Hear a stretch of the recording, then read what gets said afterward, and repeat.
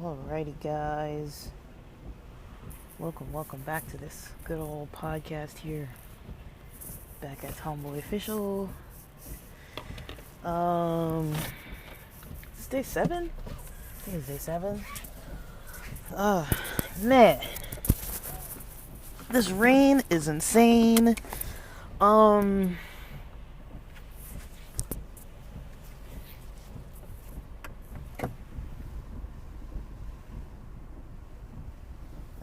so I'm about to hit about 20 minutes of traffic, but otherwise I'm ready to rock and roll, I think.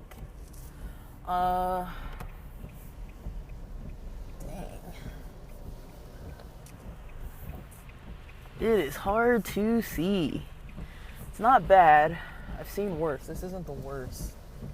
At least there aren't that many cars. It's 10 a.m. on a Tuesday, so I'm not like in any kind of like massive issue right here. I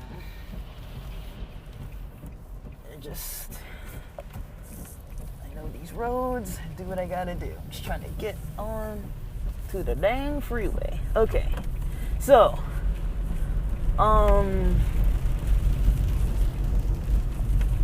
we are driving down the 15. Oh my goodness, to LA, here we come. I've had enough of San Bernardino County for now. This rain sucks. I hate it, but I guess my little comfort trick is driving behind big trucks. I mean, it's not like a foolproof thing. It's not like 100% that it's going to be always totally safe, but for me, it's like, well, you know, I can drive in a slow lane behind a big orange object, you know, and that is good enough for me. But yeah, so day 7, couple pages in Aina's Keys book.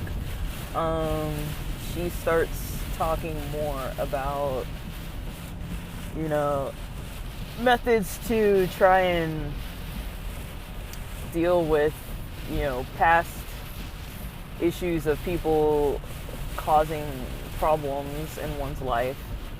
She brings up some stuff like, you know, this very true, because it is pretty true that, you know, sometimes when there has been someone who maybe wasn't doing the best of things, they seem to just kind of get on with their whole life. They don't seem too affected negatively. You know, they seem to, like she said, like there's some form of like forgiveness of themselves that they experience, or, you know, the shame and pain related makes them kind of like not really able to really perceive fully what they've done, or really like, you know, honestly like address it within themselves. And that's pretty true, right? So, you know, she kind of mentions things like, you know, writing, you know, doing things that, you know, get it out of your system so that you're not just constantly just brooding on it. Like, of course, you know, you're still gonna have memories, you're still gonna think about things. Like, I don't know anyone who has like a magic pill that just makes things stop in the world, you know. It's like a lot of people have pain and suffering, and, you know, but there are methods to deal with it. And I learned, you know, kind of like working in psych, that, you know, people can understand, you know, that there's pain. And honestly, you know, humans, it's a common thing that people know that, you know, humans seek pleasure and avoid pain, mostly, right? Like, most of the time you don't see people going toward pain unless, like sometimes there might be a form of, I don't know what you call it, but there might be a form of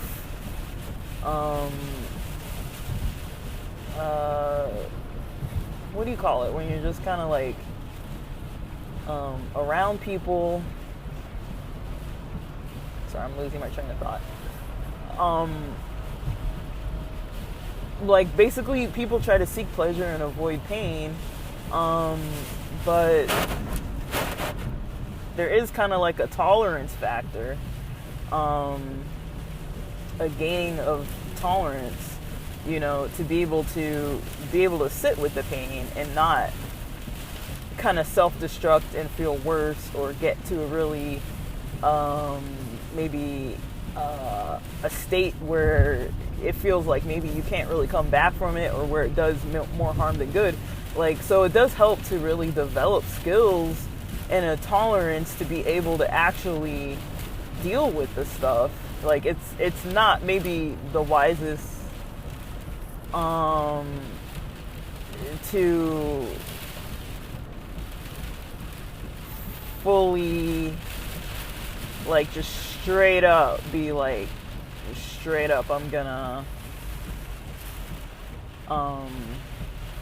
just do whatever I want to do, like, and try to just delve into, some horrific past or some pain that was never dealt with, and just wing it and see, like, oh, I don't know what's gonna happen, let's just see, like, that's not usually recommended. Like, either people are usually supposed to have someone who's supportive, or some way that they can support themselves or feel better within their own selves, and soothe healthily, because a lot of times when people are experiencing pain, or even when they're trying to work on it, they might try to turn to substances or turn to something that is going to be a numbing type of agent, and that might impact other types of functioning, like it might impact taking days off work, or impact taking time to do certain stuff, or impact a lot of different things that in turn might cause more other issues. It's like, not only do you have all this other stuff that's been unleashed and you don't know how to deal with it, and now it's just floating around in the air, and then like in your memories and things, and now you got to deal with that as well as try to like manage your day to day.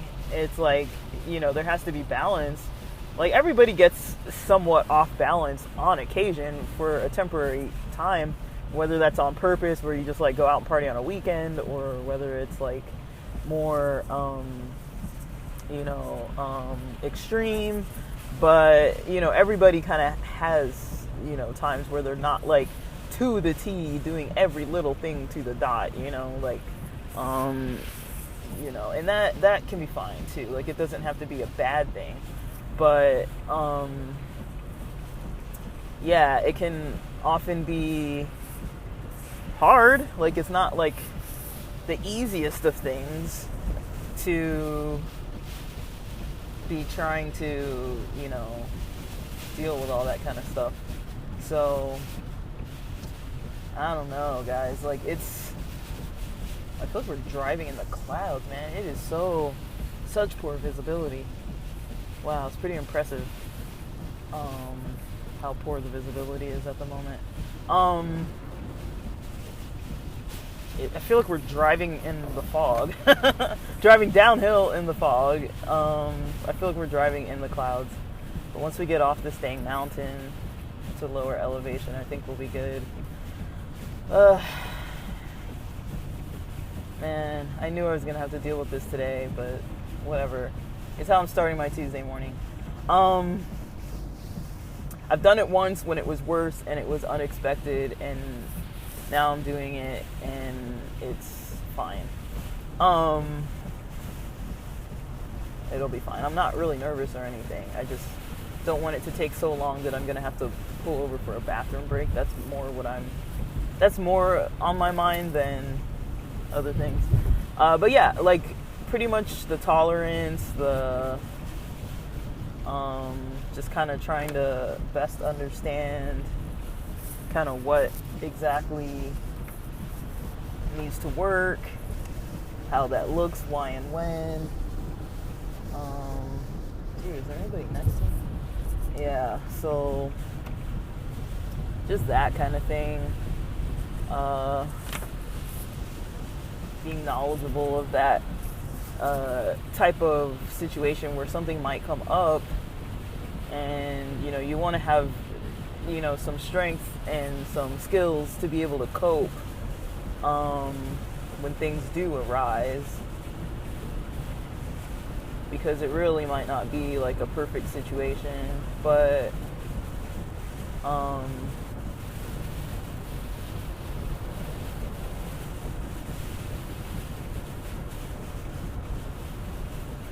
it really doesn't have to be like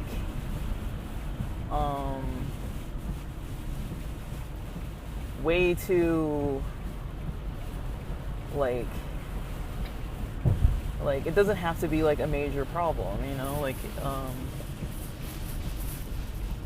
sometimes we're able to cope with things a little better than we might think we can. But yeah, building that tolerance too, like maybe working on it a little and not just delving into the whole thing. Like, give it a minute, give it 2 minutes, give it 5 minutes, give it 10 minutes. Like, almost like when you go, cold to the gym, after not working out for a while. I did this once. I entered into a 5K without training at all, and I was like not even like walking or doing anything. Like, I was having like a completely like sedentary lifestyle for a bit, and then started just like, I'm like, oh, I'm just gonna go start like running all of a sudden, like, and at first, the first couple minutes, like, this feels good, I can do this, I got this, I got it, I'm doing well with this task. And then I noticed, like, dude, I am not doing well. I am slow, I am not fast, I do not feel skilled, I am not in shape, and I stopped. But then, like, towards the finish line, I started running a little bit faster because, there's people waiting and stuff, and I didn't want to feel like weird. And so I was able to kind of have a method to like push, but it was still pretty like weird. Like, it was still pretty like, oh, like, you're gonna push, at the end. And it was kind of like at the end only, like, it wasn't like a true like 5K run. I was worn out, and like, yeah, I was not ready. But it's like 3.1 miles really for me wasn't like that big of a deal. Like, it was a lot, but it wasn't like such a bad time, because it's not that far. Like, even walking, I think it's like less than an hour walking. If you're walking at like a pretty steady pace, usually people can finish that amount in about 50 minutes or so. Like, so it's, if you're just walking, it's usually fine. But yeah, I found it really kind of interesting. I was like, oh no,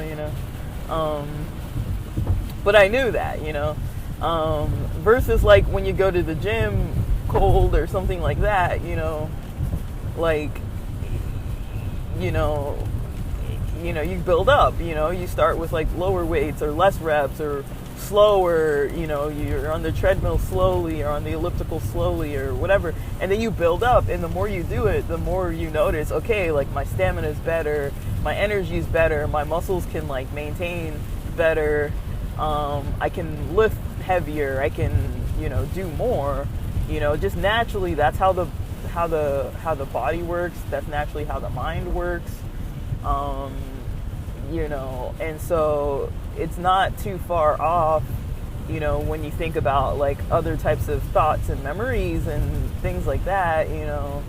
A lot of times, if you're thinking in that way about thoughts and memories, it's like if you've never built that kind of tolerance towards pain, like emotional pain, or the specific emotional pain that you're, dealing with those challenges,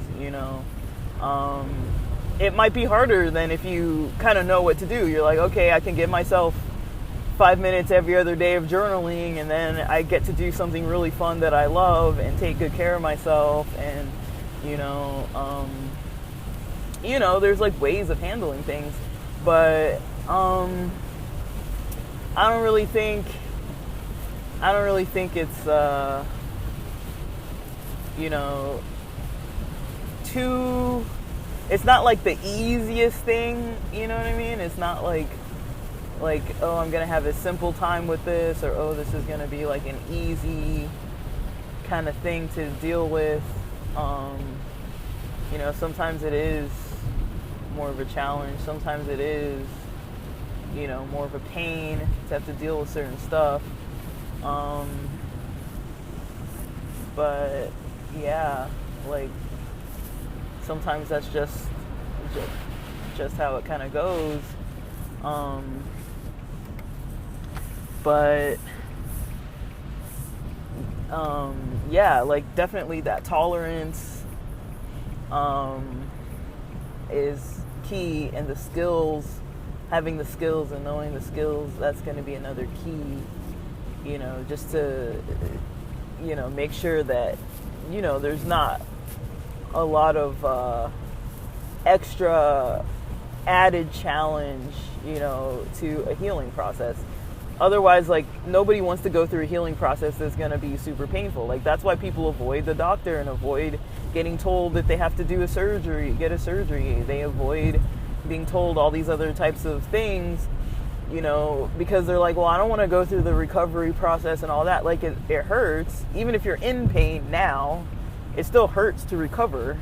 Like, both parts hurt, but it's like, sometimes it's like, I'd rather be familiar with the pain of holding things in and holding grudges, and like, the ego telling myself like all these bad things about somebody or whatever, just, and not having forgiveness. Like, you don't have to forgive, like she was mentioning that you don't have to forgive, but if you do choose to take a path of forgiving, it still doesn't mean that you have to like start calling them or talking to them or whatever. Like, you can still forgive someone internally, never even mention it to them, but just like the process of how you like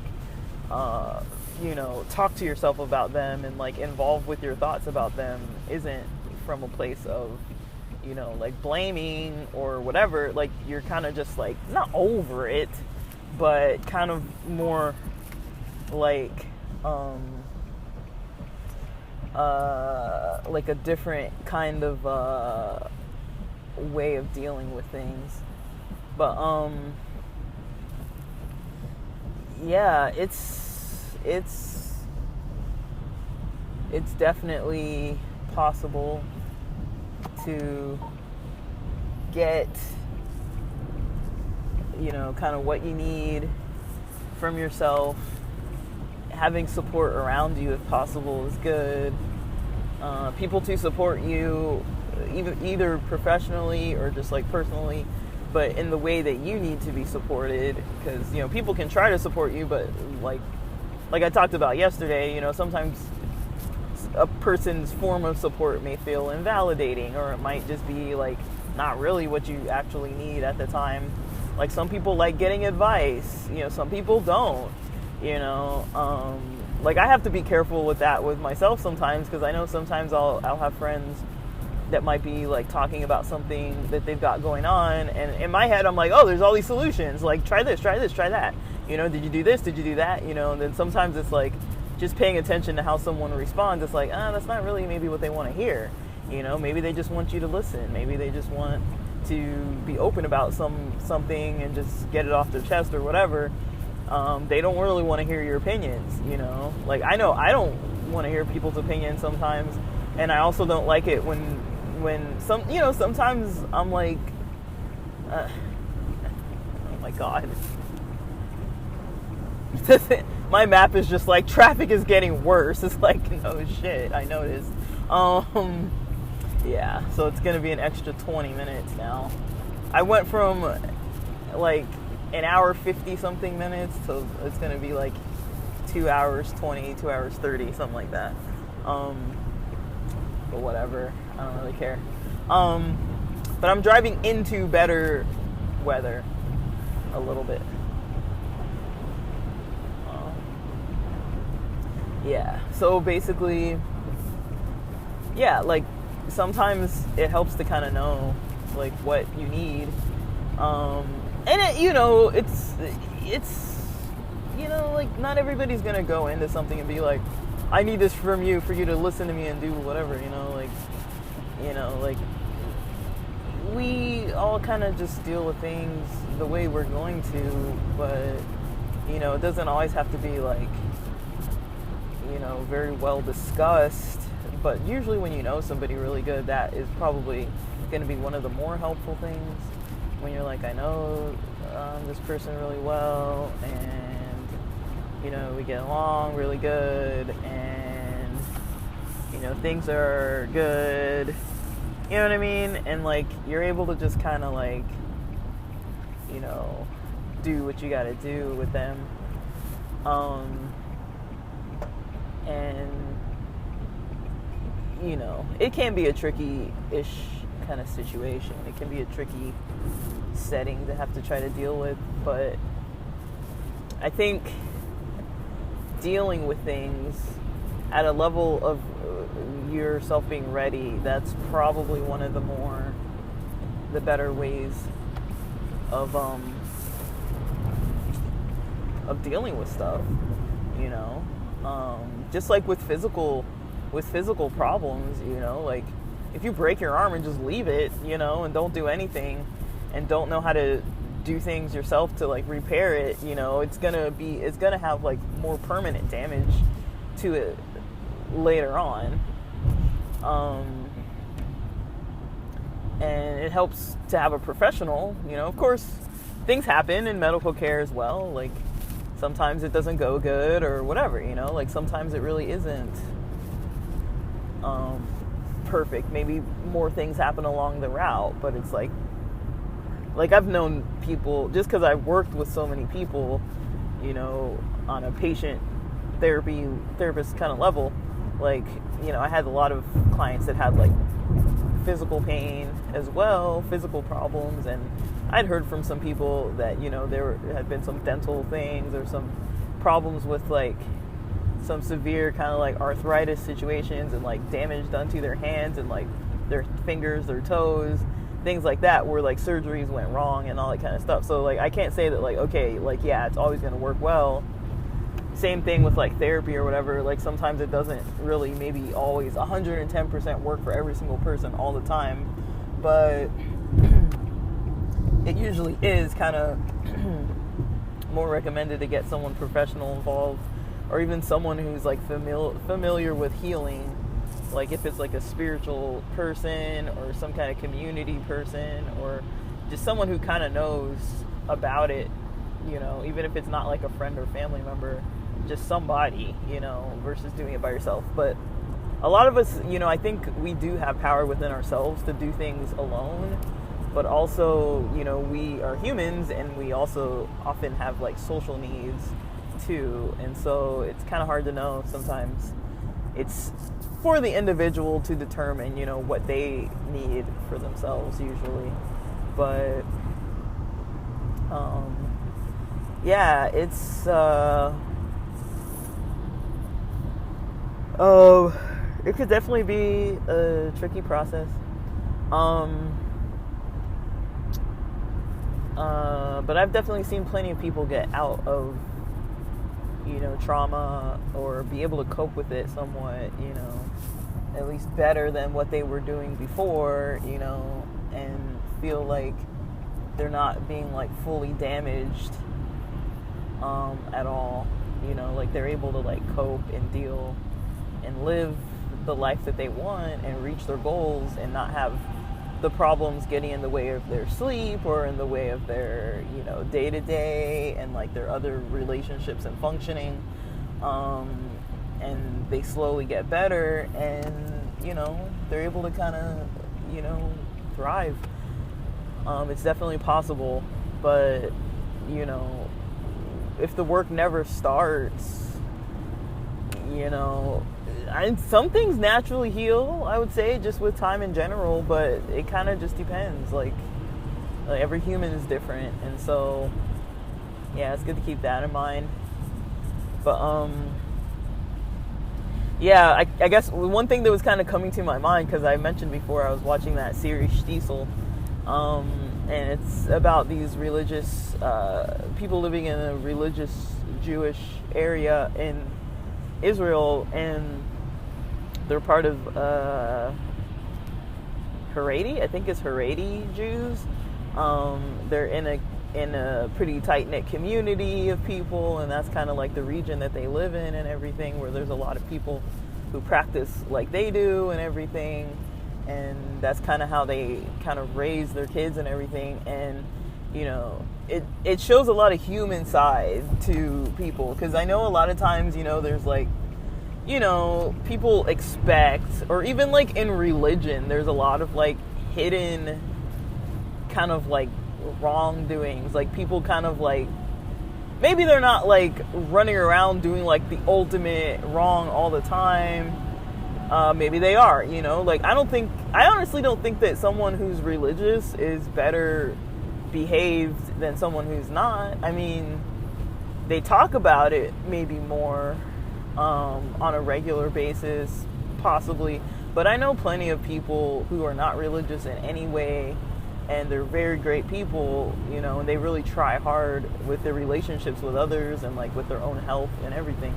I've been lucky to know a lot of people like that, and so I know they exist, and I'm not like in some special place where I'm like just finding people like that, like I know they exist, I just naturally come across them sometimes, oftentimes, and then, so I think that humans are humans, it doesn't matter if you're religious or not, which is almost sad to say. It's like you'd almost want the religious people to be like having the better reputation or whatever, but I don't know, I don't really see it that way. Like I think it's kind of hit or miss either way, religious or non-religious. It's usually the individual themselves that makes the choice to be very like strategic and healthy about their relationships. I don't think it matters really if you have a religion that teaches you about it or not. Humans are going to make their decisions. Some people are more impulsive about the things they do and try to get their way. Other people are a lot less impulsive, and they kind of, have an understanding that, maybe they're not always going to get their way, or maybe they try different stuff. Yeah, like I've not quite yet, come across anything too, like, I don't know. I have strong feelings to some extent about like religion and things like that. Like, I do have some positive views, some negative views, just like about non-religious lifestyles.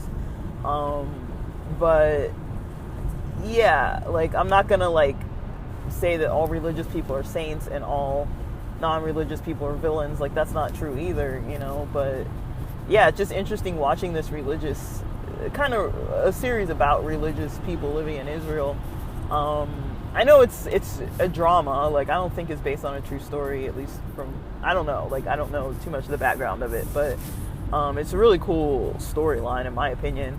And I do like how they have like human, issues. Like I'll talk about some of it, so it's gonna be a bit of a spoiler if you haven't seen it. But if you're not gonna watch it, then I'm not gonna spoil anything for you. But yeah, just to talk about it a little bit, like there's a character like the grandmother character, like in their religion, the older sons and like daughters and grandkids at first are kind of like, okay, she's in like a parent's home. They call it like a parent's home or like an adult home kind of like not a nursing home. What do you call it? Like those retirement kind of like a retirement home type of place. And she has like a bedroom and this kind of like friend that's there. She basically has a bed, a little desk table type of thing, maybe like a closet, a little like, you know, just a little bedroom area that's her own spot. And then they have just like lobbies, community rooms, that kind of thing, like areas like where people can gather and like interact and socialize and stuff, and events and stuff. And so and then staff that work there and everything, of course, too. And so she at one point gets a television. I don't remember where she gets it from, but she gets a television, which in their culture, you know, it's not very common for people to have televisions. And so she gets really into, you know, these secular stories, like these soap operas, basically, these kind of soap opera stories. You know, some of them have like some violence with like shooting. Some of them have just like a lot of like love triangles and scandals and all kinds of cheating and lying and all that kind of stuff. And she's really into these stories. And at a certain point, you know, she gets to a place where she doesn't feel too good about it, because I guess one of her grandkids learned some cursing words or some profanity from being in the room while watching the show, and got in trouble, got kicked out of the chorus. And the grandfather, or not the grandfather, well, I don't know what his, I guess it was technically the grandfather of that kid, goes to his mother, the grandma of the family, and tells her, look, you know, like, he learned this, and like, why don't you stick to like Psalms and like the women's Bible or whatever they called it. They're like, you know, dedicate your life to like, you know, learning the Psalms and all this kind of stuff. And she kind of agrees, like, okay, like maybe I should go that route instead of like keeping with this television. And but then like towards the end of the first episode, the first season, she gets a little what do you call it? Like a little enticed, wanting to like know what happens to at the end of these stories, and you know, at the end of the shows. And you know, she asks her friend, and her friend's like, no, like, you know, I only watch the news. You know, she doesn't watch anything but news only, so she doesn't want other types of content in her room and being watched and stuff. So she says no about it. But I don't know if she says no out of like anger, because she's mad that the lady had previously wanted to watch some like Zionist like air show kind of thing, that culturally, you know, they did like an annual air show and people would come outside to watch it. And you know, I guess that friend was a little upset that, you know, that grandma lady was gonna watch it. So she was kind of I kind of got the impression that's why she was denying her watching her show. I don't really think it was purely like, oh, like, according to my religion I don't do this. Like, she was kind of like holding a strong line. But either way, she said no. And then that grandma lady gets a little upset about it, and so she's like, well, she tells her, you know, like, go downstairs, or go watch it in the lobby, which happens to be downstairs. The elevator's broken, so she puts her walker by the stairs and starts trying to like walk down the stairs, and then she falls and becomes unconscious. And at the end of that season, she's like in the hospital because of it.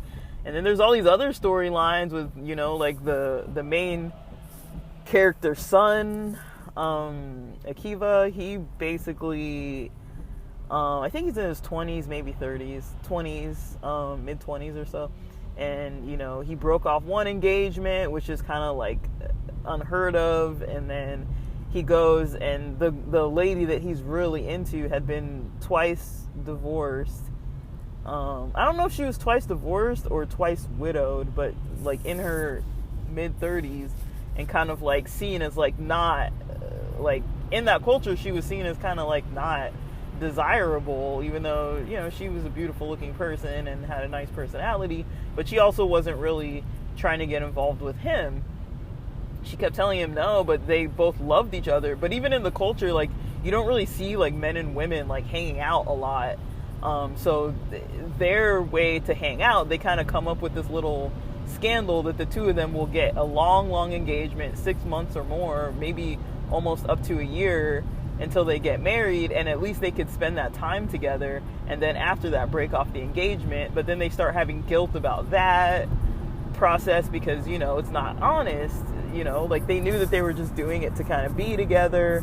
And there's all these kind of things like that where it's like, the reason why I'm mentioning it is because it's like, okay, it's like all these stories about like human nature and all these kind of weird, like seemingly, it's kind of like seemingly innocent choices that people are making that are against, you know, the religion, you know,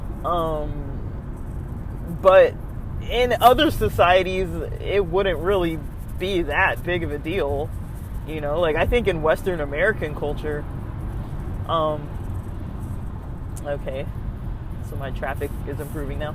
So basically, yeah, in other cultures, it wouldn't really be considered like that big of a deal. Like the place I left off, I'm starting the beginning of season 2, and this, the main character, daughter, one of the daughters, I don't know, there's so many different families, there's different households, basically, like multi-generational things going on. So one of the families, one of the main characters is a daughter. She's like not married yet, but she's old enough to like help out with the kids and help out, you know, a lot.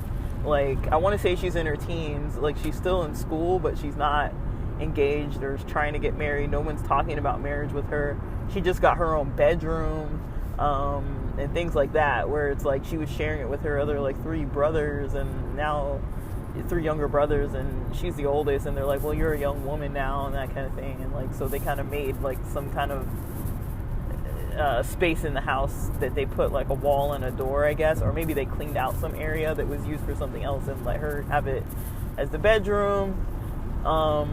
And she was like overhearing this guy, this young male, like in I don't know if it was in a synagogue or in a room. She hears this guy like praying, and he's like really kind of praying to God and just like, you know, take this away from me kind of thing. And like, you know, she's like overhearing like some personal prayer, like, which, you know, that's a little like, okay, like maybe you're not supposed to just like sit at the window and listen.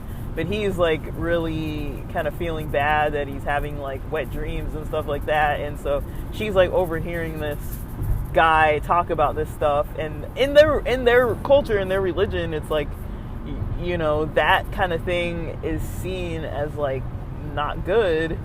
And for her to be listening isn't necessarily considered good.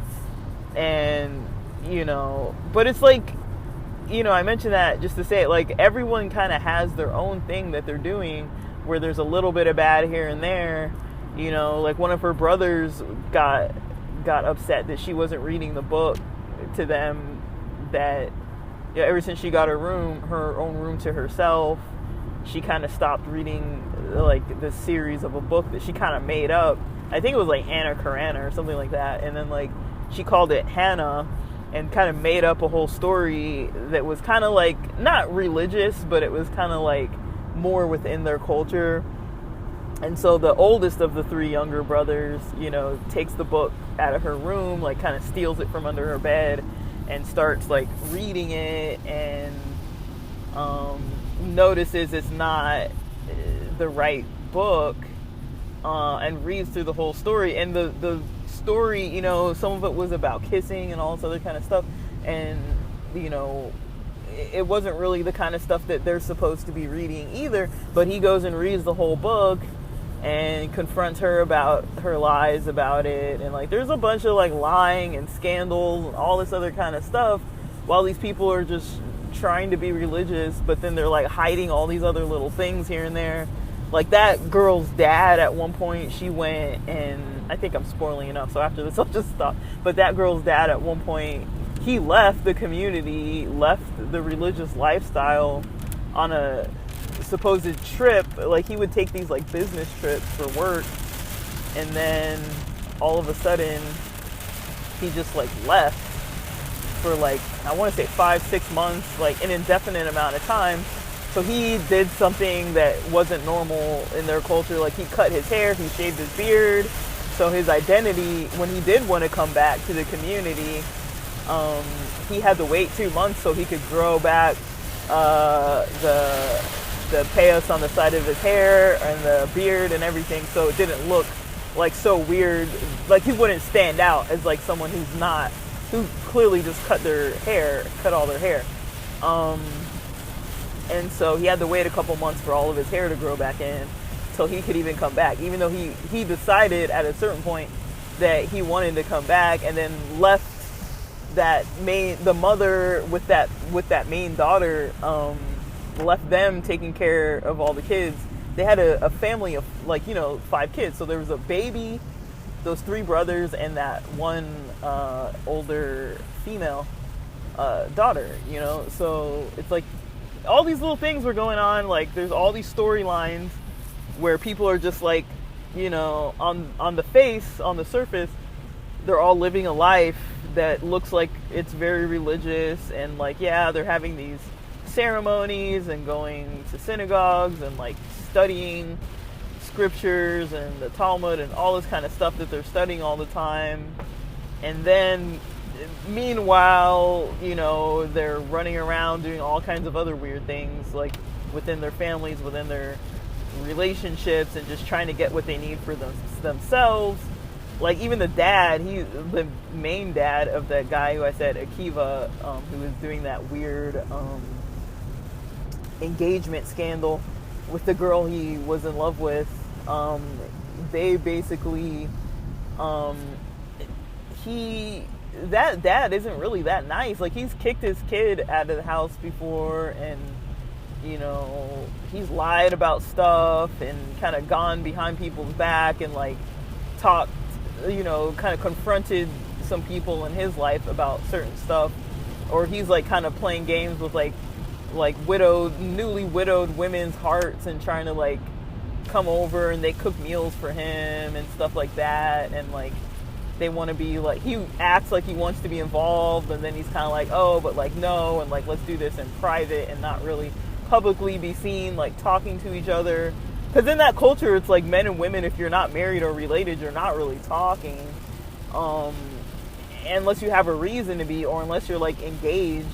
But it's like, if it's not on a professional level and you don't have a reason to really be talking, there's no real reason to be spending private time at each other's houses and stuff like that. Like, but what I'm saying is like, culturally, in American Western culture, that's not, if you don't think about the religious differences that people might have,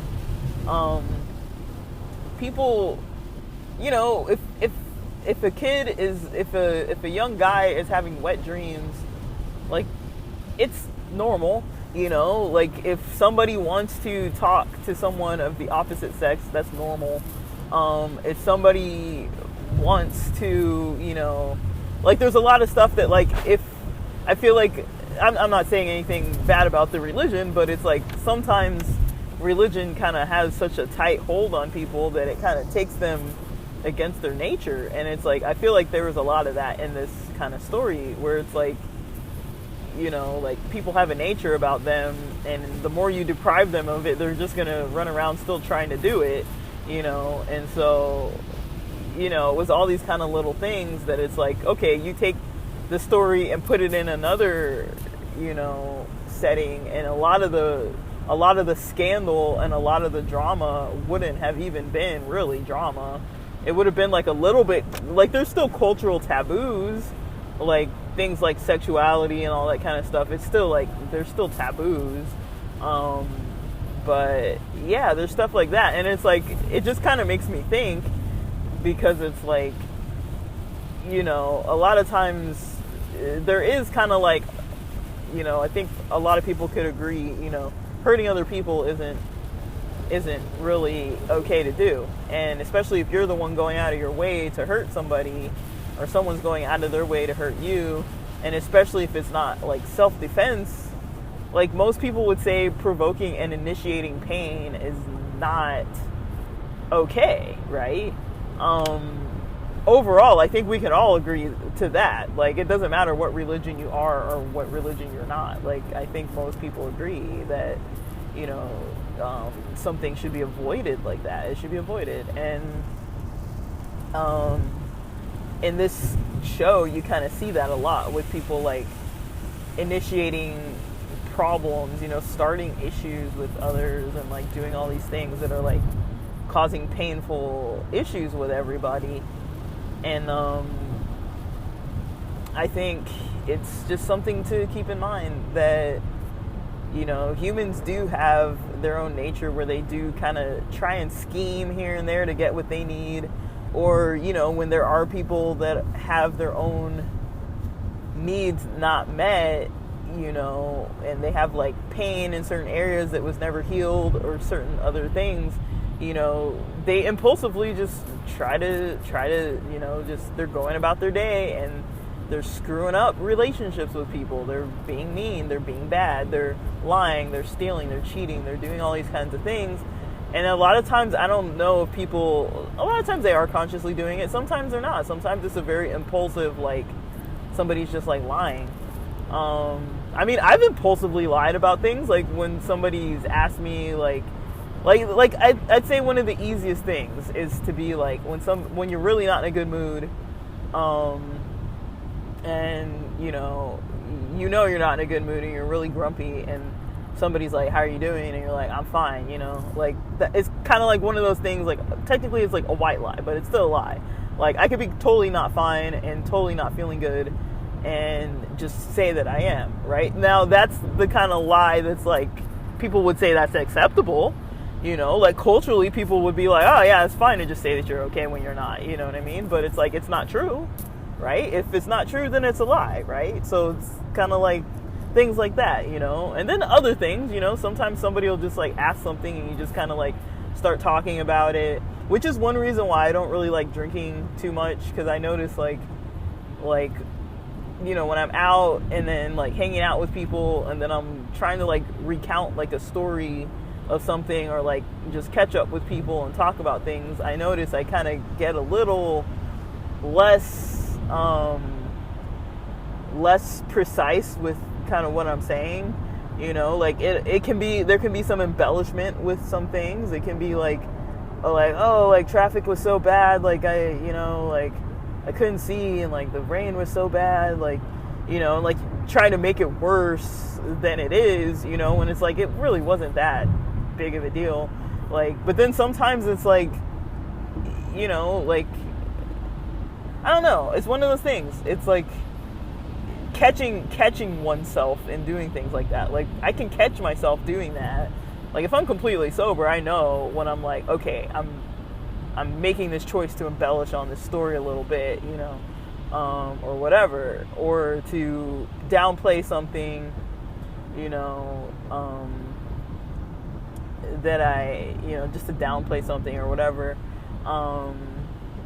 Like I've done that with dating before. Like if somebody's like, oh, like how are things with so and so or whatever, and it's like, yeah, it's fine, It's like, it's not really fine, like things are not fine, But it's like, like sometimes it's like, I don't really want to get into it, or like it's not really something I really want to talk about or whatever, and I'd kind of almost rather not say that, just because sometimes it just like brings more attention to a thing. And then it kind of depends on the person too, because like most people a lot of people I'd say I can like be pretty honest with, but then there's some people where I'm like, I just don't need to like get into this with these people, and stuff like that it's like I would still consider that kind of stuff lying, it is lying, but it's kind of like whatever, like it's kind of it's one of those things. It's like you say what you say and then you kind of just get on with it, and I don't think it's hurting any other person, but at the same time it's kind of like dishonest. But then you can take things that are more and more dishonest and more just kind of like scheming. There's some stuff that's like more and more to the point where it's like, okay, now this is actually hurting somebody, and then it's kind of a fine line sometimes.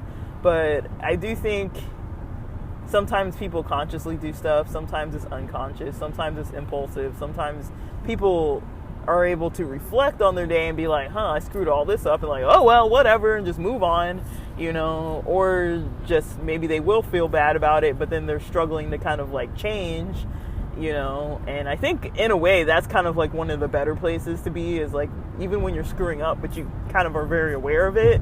I think that's a better place to be, because I think I'd rather have a problem with doing something that I need to do than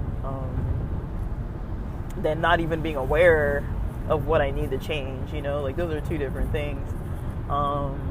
But yeah, I feel it's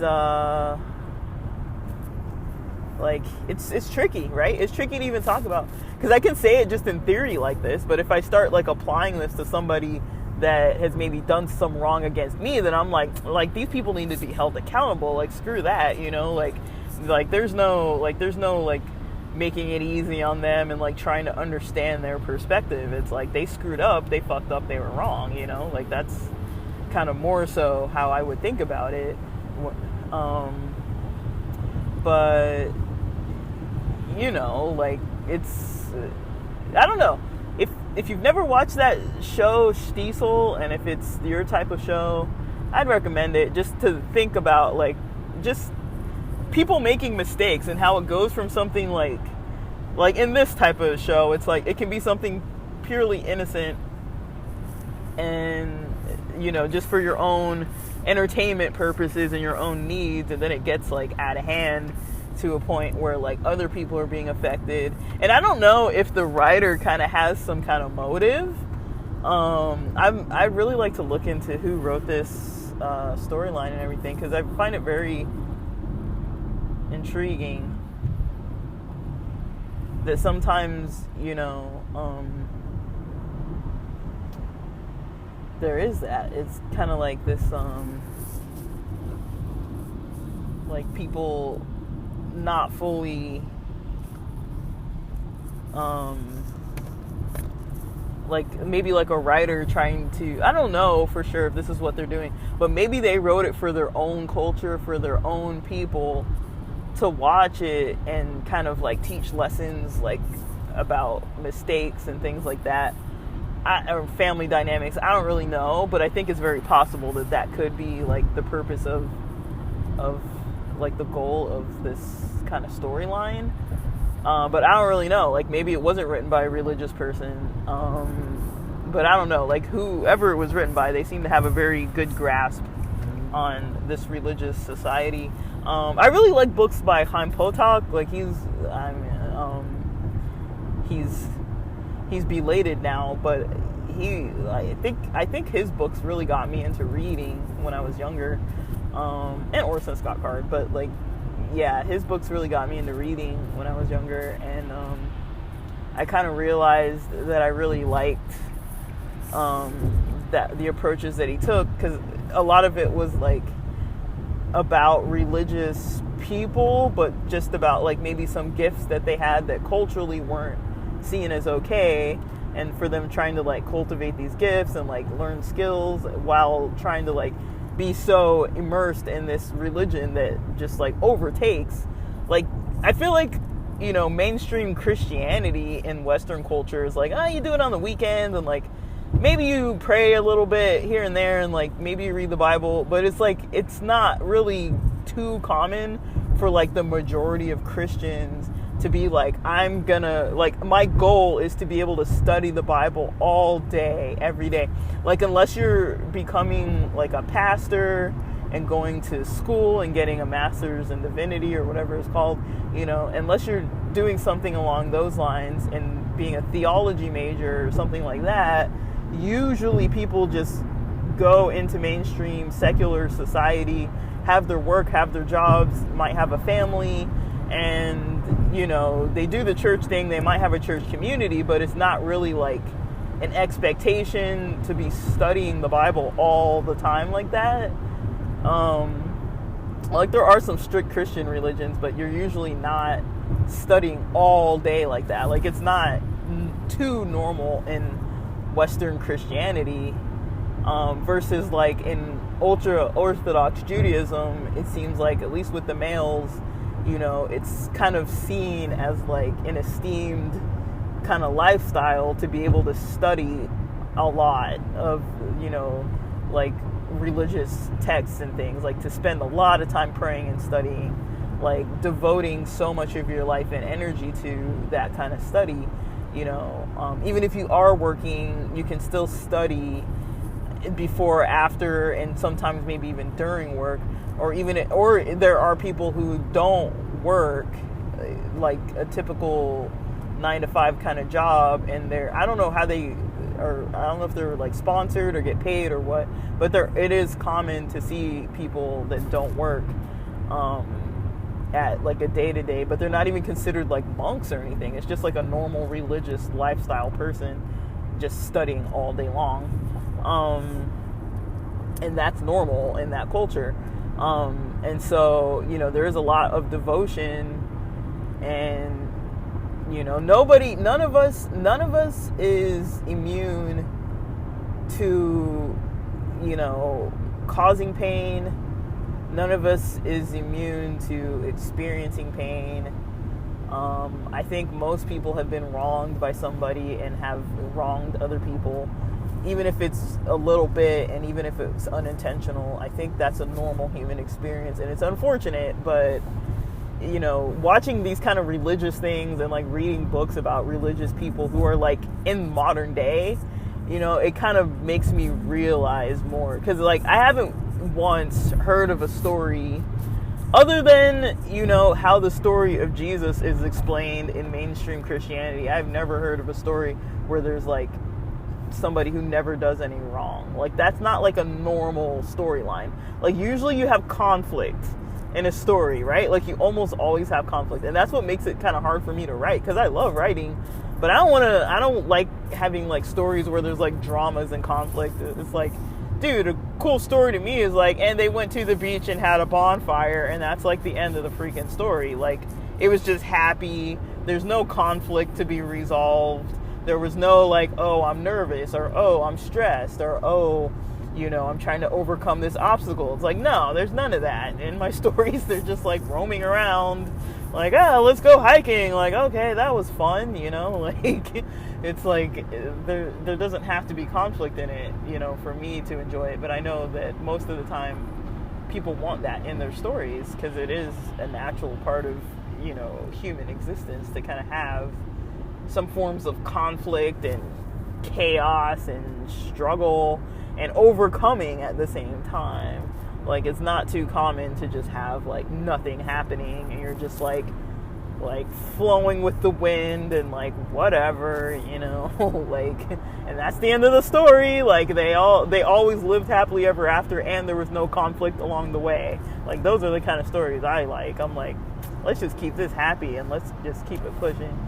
But I don't know, that's my lengthy ramble for today, because I'm driving still. I got it still about another hour. But alright, I'm going to stop recording so I can get on with just driving. And but yeah, think about it. Think about a lot of this stuff in this Day 7 episode. See what you think about it. I could be wrong. I'm kind of thinking on the fly, but kind of like piecing things together at the same time, and a little bit inspired by some artistic works that I've been exposed to with this kind of like content I've been watching on Netflix. And like I try to draw inspiration from things, I like things that kind of get the gears in my brain kind of turning, and something about this series is kind of doing that, so I like that. But I'm gonna listen to some study materials for the next hour while I drive, and then go from there. And with that, thank you for listening.